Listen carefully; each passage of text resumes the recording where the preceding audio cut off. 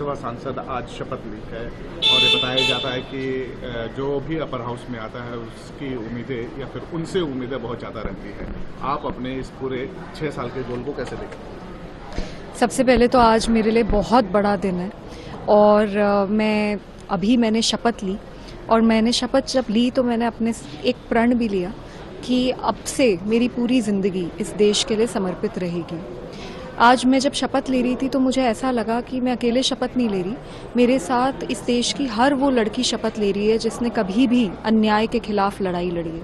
हर वो महिला शपथ ले रही है जिसने बहुत बड़ा सपना देखा और उसके बाद उसके लिए जी तोड़ काम किया। मैं एक एक्टिविस्ट हूँ, एक एक्टिविस्ट थी और एक एक्टिविस्ट रहूँगी। हमेशा ज़मीन के मुद्दे उठाती आई हूँ और आगे भी राज्यसभा में ज़मीन के ही मुद्दे उठाऊँगी।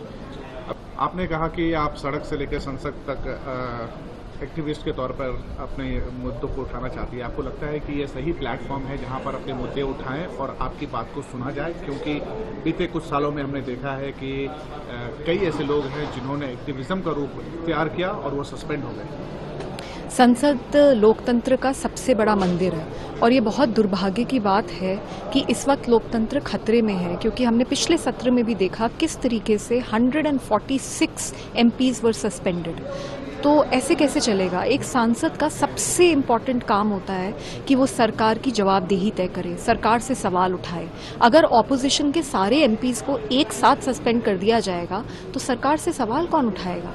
पर मैं ज़मीन से जुड़ी रही हूँ, ज़मीन से जुड़ी रहूँगी और मैं एक एक्टिविस्ट हूँ और एक्टिविज्म मोड में ही मैं पार्लियामेंट में काम करूँगी, क्योंकि इससे बड़ा सदन तो इस देश में कुछ भी नहीं है। संसद से परे एक सवाल मेरा चंडीगढ़ को लेकर है। चंडीगढ़ में जो हुआ उसको कैसे देखती है? सरासर गुंडागर्दी करी जा रही है और मुझे समझ नहीं आ रहा कि लोकतंत्र किस तरीके से अब आगे बढ़ेगा।